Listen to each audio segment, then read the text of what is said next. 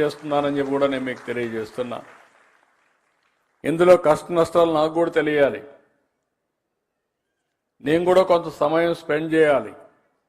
నేను కూడా కొంత సమయం స్పెండ్ చేసి నాకు కూడా అందులో కష్ట నష్టాలన్నీ తెలిస్తే దాని మీద ఏం చేయాలనో ఈ కార్యక్రమాన్ని ముందు తీసుకుపోవడానికి అవకాశం వస్తుంది.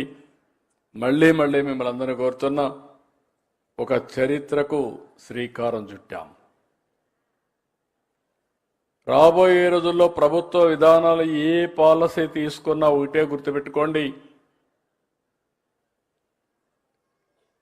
పేదవాళ్లకు అనుకూలమైన నిర్ణయాలే ఉంటాయి. అదే సమయంలో సంపద సృష్టించాలి. సంపద సృష్టించాలంటే ఆదాయం పెరగాలి. ఆదాయం పెరిగితే గవర్నమెంట్కి వెసులుబాటు వస్తుంది. మళ్ళీ పేదవాళ్ళకి ఇప్పుడు 4,000 రూపాయలు పింఛన్ ఇస్తున్నాం అంటే చాలా మంది ఆశ్చర్యపోతున్నారు. మనలో సగం కూడా ఇవ్వడం లేదు కొన్ని రాష్ట్రాలు.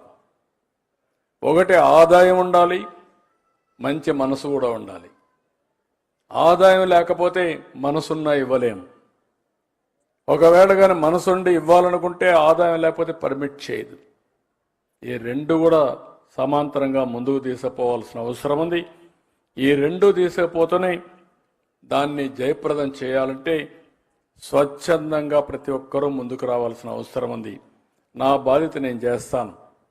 నేను ఎక్కడ మీటింగ్ పోయినా నా మీటింగులో కంపల్సరిగా ఒక 2-3 బంగారు కుటుంబాలు, ఒక 2-3 మార్గదర్శకులు పెట్టుకొని మాట్లాడిస్తున్నా.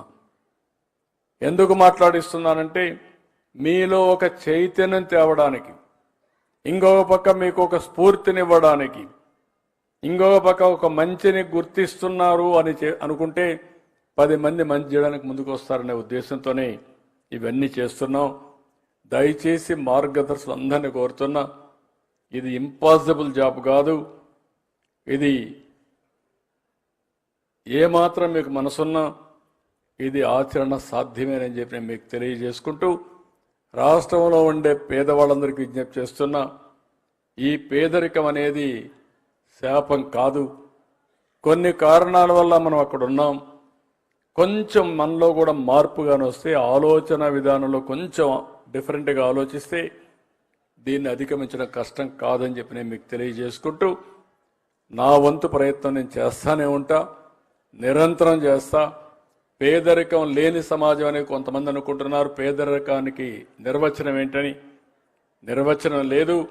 ఎవరైతే అట్టడుగునున్నారో వారికి అనునిత్యం అండగా ఉండడం, అదే పేదరిక నిర్మూలన అని చెప్పి మరొక్కసారి మీ అందరికీ తెలియజేస్తున్నా. వాళ్ళ జీవన ప్రమాణాలు పెంచాలి. ఆ జీవన ప్రమాణాలు పెంచడానికి అందరం కలిసి పనిచేద్దాం. ఇది చేయగలిగితే భారతదేశానికి ఆంధ్రప్రదేశ్ ఒక చిరునామాగా తయారవుతుంది, ఒక ఆదర్శంగా తయారవుతుందని చెప్పి విజ్ఞప్తి చేస్తూ, ఈ కార్యక్రమానికి వచ్చిన మిమ్మల్ని అందరినీ పేరు పేరున మనస్ఫూర్తిగా అభినందిస్తూ అందరికీ నమస్కారాలు. జై హింద్, జై జన్మభూమి. Thank you sir, thank you very much. ఆదాయాన్ని ఆశయాన్ని ఏకకాలంలో నిర్వహిస్తున్న సవ్యసాచి ఆంధ్రప్రదేశ్ రాష్ట్ర ముఖ్యమంత్రి వర్యులు శ్రీ నారా చంద్రబాబు నాయుడు గారికి హృదయపూర్వక ధన్యవాదాలు తెలియజేస్తూ సుప్రీం